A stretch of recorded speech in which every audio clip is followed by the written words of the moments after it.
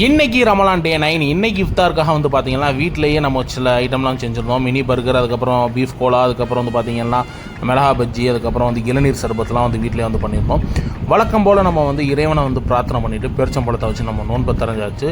First வந்து நம்ம வந்து பார்த்திங்கன்னா மினி பர்கர் வந்து ட்ரை பண்ணியிருந்தோம். இது சிக்கன் பேட்டி தான். சாப்பிட்றதுக்கு வந்து செமையாக இருந்துச்சுங்க. மசாலாலாம் லெவலாக போட்டு அவ்வளோ டேஸ்ட்டாக இருந்துச்சு.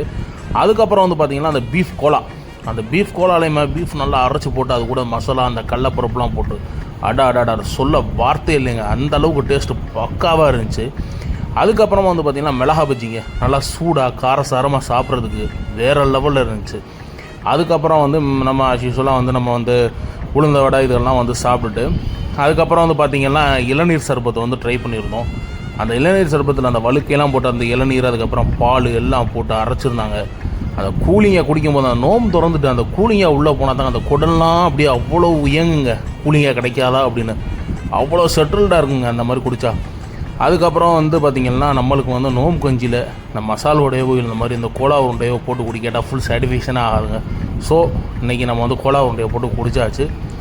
அதுக்கப்புறமா வந்து பார்த்திங்கன்னா அந்த பக்கத்தில் உட்காந்துருக்க பையன் இருந்துட்டா, போன வருஷம் வந்து குட்டி பையனாக மடியில் உட்காந்துருந்தவன் இன்றைக்கி சுட்டி பையனாகி எல்லாத்துக்கும் வந்து சேட்டை பண்ண ஆரம்பிச்சாங்க. அவன் வந்து உங்களுக்கு எல்லாத்துக்கும் பாய் சொல்லிட்டான். அவனுக்காக நீங்கள் ஒரு லைக்கை போட்டுட்டு நம்ம சேனலை சப்ஸ்கிரைப் பண்ணிக்கிறங்க. பாய்.